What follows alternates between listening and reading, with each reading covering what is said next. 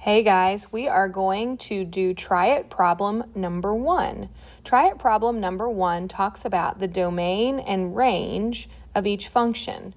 The best way to find the domain and range of a function is to graph it. So if you have a chance to go to Desmos.com, so I went to Desmos and I graphed this function over here to our right. So when we're looking here at the domain, remember domain is all the numbers that it can go from left to right. So domain would be all of the values from left to right. Well, this is an absolute value graph. There is no number that I'm not allowed to put in for x. I can put in any number that I ever could think of in the entire universe. So that means that it goes from negative infinity to positive infinity. We can use those little infinity symbols. Makes us feel smarter. So my domain here is going to be negative infinity to positive infinity. You don't need the positive symbol there. It's just kind of extra. We use parentheses because we're going to, because we always use parentheses every time that we use infinity. Now range is going to be a little bit different here. Range is going to be our up and down values. So how far up and how far down does this graph go? Well, the farthest down that this graph goes is right here. And what value is that on the y-axis? That value is 0. So we're going to include 0. So we're going to use a bracket and we're going to put a 0. And then we're going to put our parenthesis. And now what's the biggest possible value that this graph could ever get? Well, remember, we could put in any number we want to. So any number we want to, and it will go all the way up forever and ever and ever to infinity. So we can just do a little infinity symbol. Again, infinity is always that parenthesis instead of the bracket. So that is part A.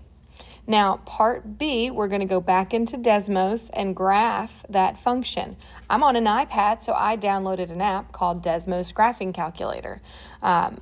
You could go to your computer and go to Desmos.com. So let's go grab that graph. All right, so now I've grabbed that graph. You can see right over here, let's use that fancy highlighter feature. Let's see, maybe we'll do a yellow. Ooh, isn't that fun? Okay, so we can see right here, this is what I've graphed. We've just added it in there from what B told me. So Desmos.com, go in and plug that guy in, and it does all the work for us. So now all we have to do is look at our graph. So let's see, I got blue for domains. So domain here is how far left and how far right can this graph go. It's also what values am I allowed to put in here. Well, there's no restrictions on what I'm allowed to do when I multiply or divide or when I square anything here. So since I'm multiplying by 6 and I'm squaring x here, then I don't really have any restrictions. So I can put in any number that I want. So that's all the x values. That's left and right. So again, our domain here is negative infinity to positive infinity.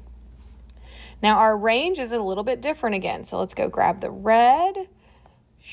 All right, so range is how high and how low can this graph go. So the highest this graph is ever gonna go, it looks like right here at about 4.5. So my range is gonna be the highest it could ever go is 4.5, but what's the lowest it could ever go? Because the lowest is where we start. We go left to right or we go down to up. So the lowest my graph could ever go, the lowest I could go is negative infinity. So I'm going to start with a negative infinity, and then I'm going to end with that 4.5, and I'm going to close my bracket there.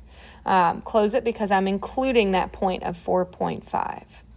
And that, for you guys, is Try It number 1.